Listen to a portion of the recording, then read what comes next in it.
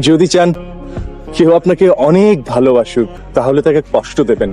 Tony dies বাংলাদেশের জনপ্রিয় model ও অভিনেতা। 90 দশকে তিনি মূলত বিজ্ঞাপন ও নাটকের মাধ্যমে দর্শকদের নজরে আসেন। তার ব্যক্তিত্ব, স্টাইল, উপস্থিতি, সাবলীল অভিনয়ের কারণে খুব দ্রুতই তিনি টেলিভিশন জগতে নিজের অবস্থান তৈরি করে। বিশেষ করে রোমান্টিক ও পারিবারিক নাটকে তার অভিনয় দর্শকদের কাছে গ্রহণযোগ্যতা পায়। টনি ডায়েসের অভিনয়ের একটি স্বাভাবিকতা রয়েছে যা তাকে আলাদা করে ছিনিয়ে দেয়। বাংলা নাট্য জগতের একসময় যে কটি জুটি দর্শকদের দাগ কেটেছে তাদের মধ্যে টনি ডায়েস ও ময়ের জুটি ছিল অন্যতম। এই জুটি জনপ্রিয়তা শুধু তাদের অভিনয়ের কারণে নয়, বরং তাদের স্বাভাবিক ও বাস্তবসম্মত রসায়নের জন্য।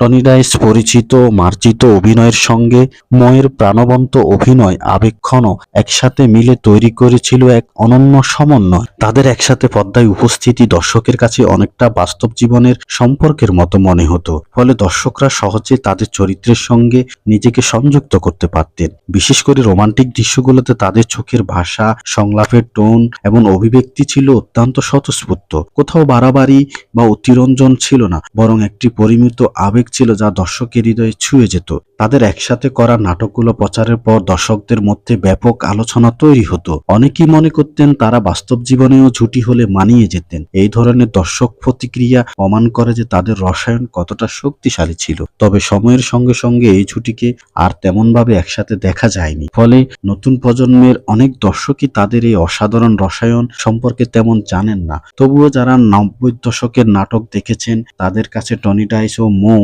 একটি নস্টালজিয়া এবং প্রিয় জুটি হিসেবে রয়ে গেছেন।